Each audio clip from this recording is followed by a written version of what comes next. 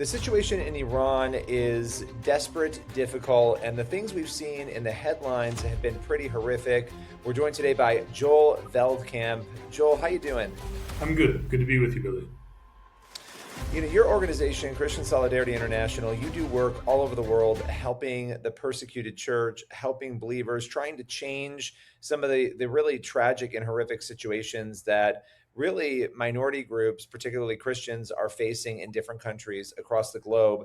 We have watched a lot of headlines. When we talk about this issue of evil, when you see what has been happening in Iran in the headlines, and I'm sure what's happening on the ground is far worse than some of the things we've even seen.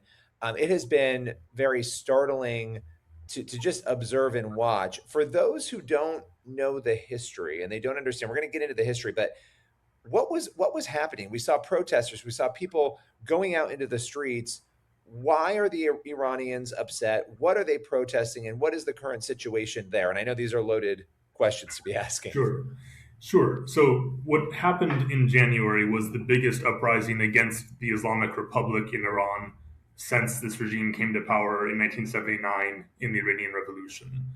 This, of course, was a revolution where the U.S. embassy was seized by radicals and U.S. staff were held there for 444 days as hostages, which really set up Iran as a big enemy of the United States and also inaugurated the current era where Iran is ruled by this Islamic regime, where Islam is the religion of the state. All other religions are subordinate, and especially people who want to convert to Christianity are severely persecuted. Why is it happening now?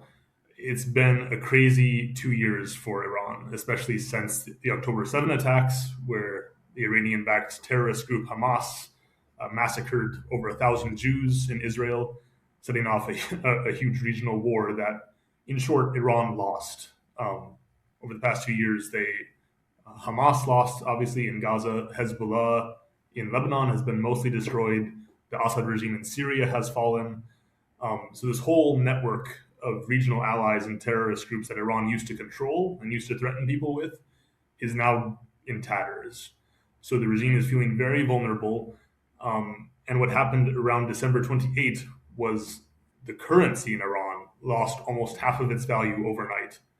So just imagine, I don't know, you have $20,000 in the bank, and then the next day you have 10,000, or you are making $4,000 a month, and the next day you're making 2,000. Like, it's that extreme. So people came out to protest, and it was met with violence that we haven't seen, I think, in modern Iranian history. Some of the numbers that have floated around, and I know it's tough to validate some of these because it's not like the Iranian regime is coming out and saying we killed 30,000 people. But what are you hearing as a persecution watchdog, as somebody who's intensely involved in this situation? What are the numbers you're hearing? What's really remarkable is, like you say, the Iranian government didn't come out and say we killed 30,000 people. The Iranian government did come out and say thousands of people have died. So that's the number that they are admitting to. And if they're admitting to that, we just have to imagine how big the actual number is. And 30,000 people, obviously, like you say, we have no way of knowing, but that starts to sound credible. If the regime is admitting to thousands, it must be in the tens of thousands, I would say. And just for perspective, in the Syrian revolution, I think it took until month 3 or 4 of the uprising before we hit 1,000 deaths. And I remember at the time, the 1,000th Syrian was killed, and it was big news, and everyone's like, 1,000 people have been killed in Syria. We're talking over 10,000 at least, I would say, in a matter of days. I mean, it's unbelievable. It's unbelievable, and the amount of evil that is at the heart of that. And for those who don't know the distinction, because living in America, for me, obviously we have debates over the separation of church and state, and but in Iran, you have a situation where you have a theocracy essentially, right? I mean, take us through the theological sort of worldview that is dominating life there, and that has now for decades. Yeah, this is really interesting. I might get a little nerdy with you if that's all right. So, Do it. Listen, we're here for it. Let's do it. so there are two major sects in Islam: Sunni Islam and Shi'i Islam. Sunni is by far the bigger one. Probably 90% of Muslims in the world are Sunni, but Iran is a Shi'i country, or Shiite, they say sometimes. And what distinguishes the two mostly is that the Shiites believe that the descendants of Muhammad's son-in-law, Ali, are supposed to rule Islam, whereas Sunnis would say, the community has to come to a consensus about who the leader should be.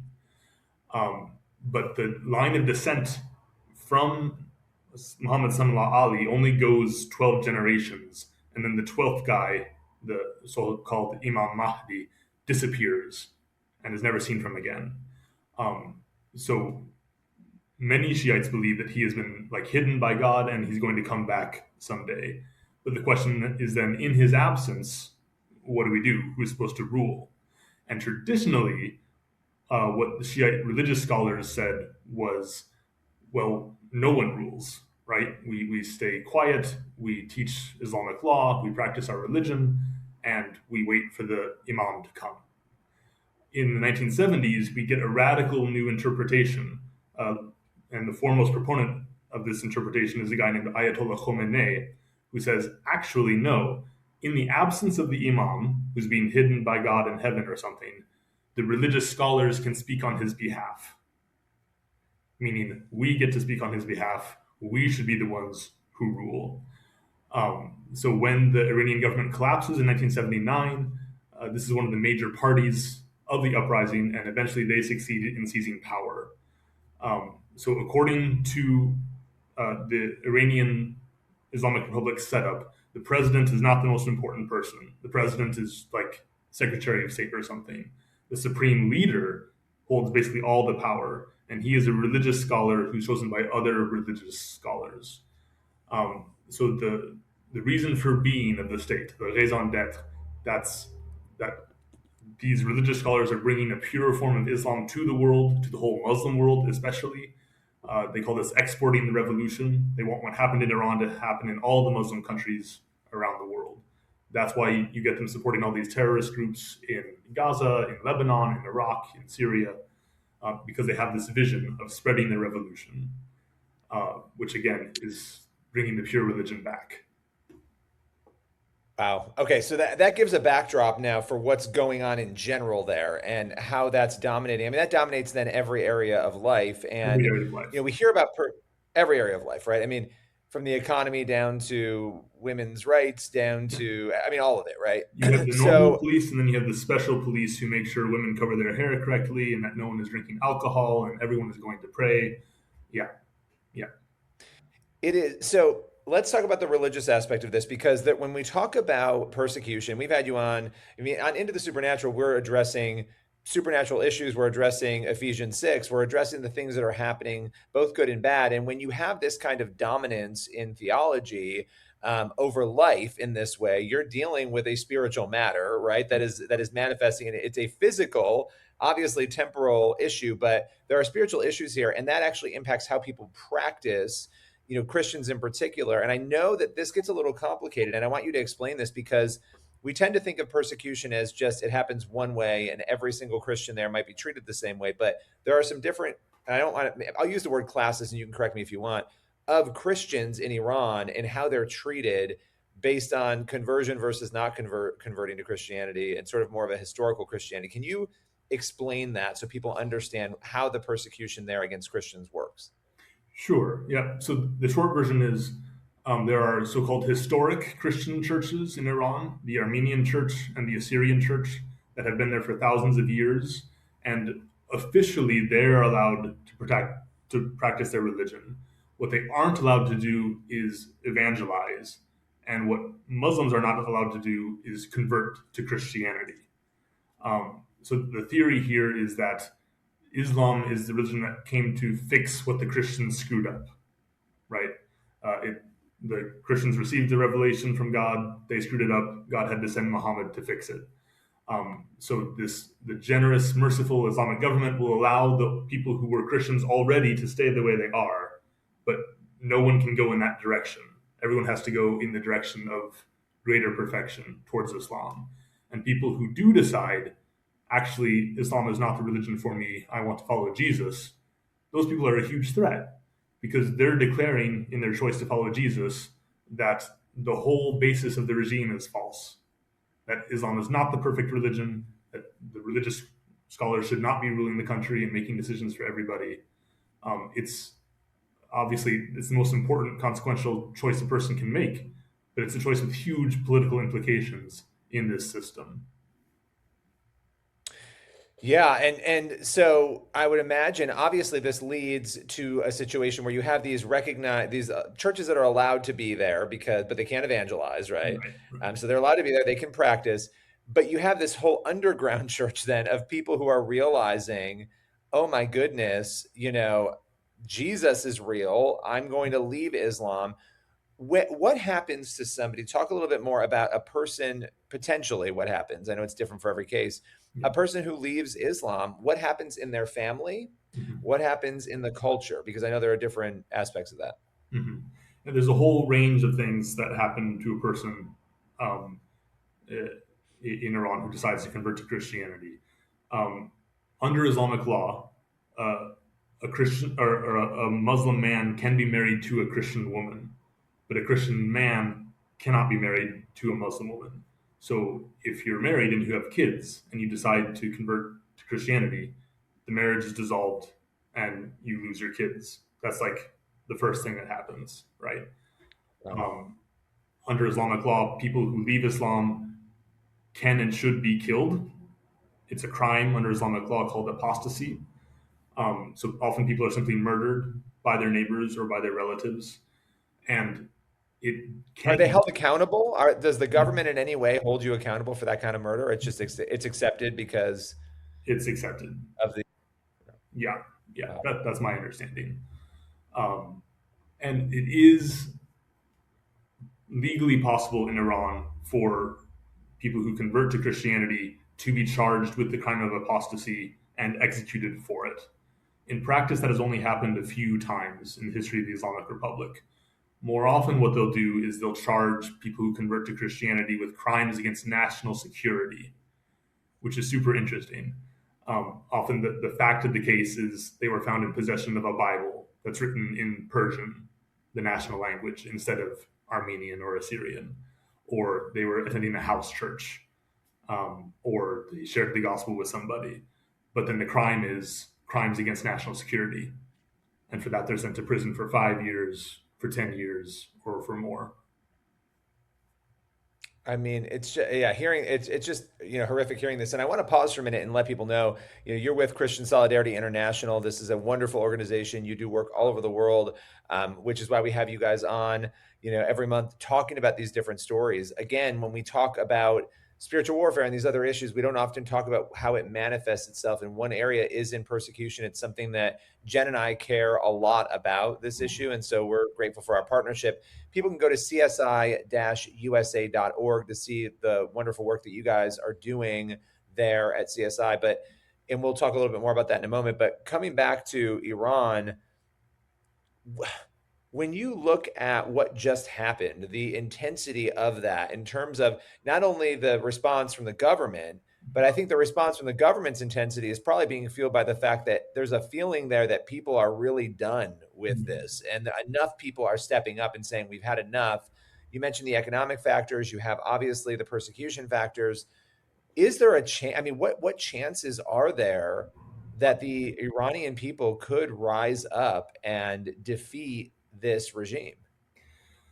It's super hard to say. Right now, we're locked in kind of a vicious cycle where, in order to survive, the government has killed now so many people and imprisoned so many people. Um, and what it would take for the government to actually fall is for members of the security forces to say, we're done. Not just the people being done, but the people who have the weapons to say, this is not going to work. We have to try something else. And then they would force the government to stand down and there'd be some sort of transition. But the more violent the suppression is, the less likely it is for those security forces to change sides because they're the ones who do the killing. So they're the ones who would be in danger of being arrested and held accountable if the government ever fell. So if you look at previous examples from the past few decades, in Egypt, when the Mubarak government was overthrown in 2011, that's because the army changed sides quite quickly before much violence had happened. The opposite case is Syria, right, where the government really, really doubled down and killed hundreds of thousands of its own citizens, and I mean, disappeared them, executed them on an industrial scale. And in that case, it took 14 years for the government to fall. And it was really when there was just nothing left in the government reserves, no bullets left in the guns, no money left in the bank accounts. That's when it fell. So everything is possible. It's clear that the Iranian regime sees an existential threat to itself, but it's hard Yeah. to I say. mean, it's so that's something to be praying about, right? If you're watching, listening to this, that we're praying about that. When it comes to CSI and the work that you do around the world, when it comes to Iran, how do you guys navigate that? What are some of the ways that you try to encourage, the church there? We don't have any programs on the ground in Iran, and there are good organizations that do. There's an organization called Article 18 that does an excellent job of documenting the cases of Christians who go to prison. And we rely on their data a lot. So if people are interested, you can check out their work, Article 18. We support some efforts in Europe to help Iranian Christians who manage to flee to Europe to get resettled. And we try to raise awareness about what's happening in Iran through our work with the press and other channels.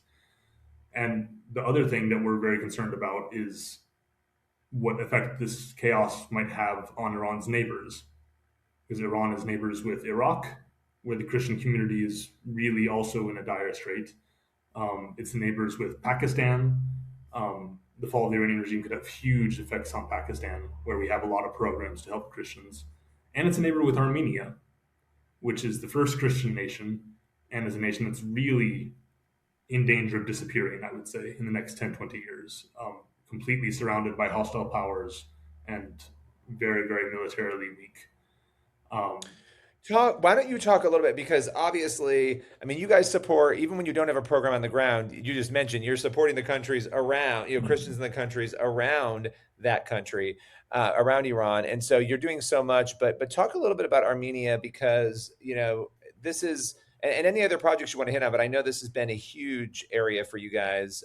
And for those who don't know, you just mentioned it, but why are they at risk of disappearing and what is currently happening that has you at CSI most alarmed? yeah, so Armenia was founded as a state basically to protect survivors of the Armenian genocide. So during World War One, the Turkish Ottoman Islamic Empire killed over 1 million Armenian Christians, and it was an attempt to really to exterminate the entire Armenian people. And the survivors kind of clustered together in this tiny strip of land that today we call the Republic of Armenia. The actual land that should be called Armenia is much, much bigger, but today that's all controlled by other countries. And the survivors are kind of just there. Um, they were part of the Soviet Union for a long time, but they became independent again when the Soviet Union collapsed. And now their two neighbors, Turkey and Azerbaijan, are really aiming to take over the whole country of Armenia. And if that happens, that really might be curtains for the Armenian nation. Um, 2 years ago, the dictatorship of Azerbaijan ethnically cleansed a region called Nagorno Karabakh or Artsakh, drove 150,000 Armenian Christians out of their homes. And they have Armenia at a huge military disadvantage. So the Armenian government right now is basically doing everything it can to stave off another attack. And they're in appeasement mode, which is never a mode that you want to be in. But Azerbaijan is making demands, and the Armenian government is trying to fulfill those demands to keep themselves from getting attacked. Because if they are attacked, they probably won't survive. And the latest demand from the Azerbaijani government is that the Armenian government should basically destroy the Armenian National Church, uh, which sounds extreme, but it's now happening. The Armenian government has arrested 4 different bishops of the church, banned another 6 bishops from leaving the country. There are dozens more people in jail, and the Armenian prime minister is demanding that the head of the Armenian church the Armenian Pope basically resign and be replaced by someone under his control. So, under threat, with a gun to their heads, the Armenian government is now immolating its own national church. So what you're saying is that is this a result of the pressure that they're getting from outside, from Azerbaijan, and they're trying to appease essentially the potential captors and the potential people who would overtake them. To prevent them from overtaking them, they're targeting their own religious structures. Definitely, definitely. Wow. Okay. And as you look at this, and there are people who are going to hear this and they're going to say, I knew nothing about this. Same with Nagorno-Karabakh when we were covering that. You and I did a lot over at Christian Broadcasting Network on that We're issue. very They're going to grateful. say they don't. Really grateful. Well, no, I'm grateful that you guys explained it, because I think for most of us, we knew nothing. And I think it's important we could admit that we know nothing because the media is not reporting it. The media, they're not doing it. And so we want to make sure we're stepping in to do that when that's happening. You know, for the purposes of Into the Supernatural and this audience, right? Yeah. How can people help? They can go to csi.us, csi-usa.org. They can go there. But what specifically can they do once they go there? What do you want them to do to help you guys help Christians around the world? Well, you can sign up for our prayer newsletter. We really believe in the power of prayer, and we send out regular email updates about cases that are happening in countries that we work on. Cases with real names, real faces, people who you can pray for as you go through your week and through your month. If you feel so led, you can donate to help our programs. In Armenia, for example, we have a program that helps people with disabilities who are forced to flee their homes. Before the ethnic cleansing, these people received care at a state-of-the-art rehabilitation center that we supported in Nagorno-Karabakh. Now these people are scattered all over the country as refugees. But the staff from this rehabilitation center every day drives somewhere in the country to see them, to visit them. It's an incredible project, an incredible work of solidarity. And we have projects like that in 15 different countries around the world. So all of our funding comes from ordinary Christians who care about this. We don't get any state funding. We don't get any big foundations supporting us. It's just people who care. So we're grateful for any support we get that way. And then I think people should be writing to Vice President Vance, because Vice President Vance is going to Armenia and Azerbaijan this month. And we know that the Vice President cares about persecuted Christians. We know that he knows that Christianity in the greater Middle East is at risk of disappearing, and that U.S. policy has often been at fault for that. He's said that in interviews. It's extremely perceptive of him. But he needs to hear that Armenia is under threat, and that the 20 Armenian hostages who are being held by Azerbaijan need to be set free, and that the 4 bishops who are in prison in Armenia need to be set free. If the Armenian government gets that message from President Vance, Vice President Vance, then they'll have the backup to do the right thing that they're afraid to do right now. And if Azerbaijan gets a message from Vice President Vance that actually you can't do everything you want, that there will be consequences if you abuse Christians like this, I think we could see people get out of jail.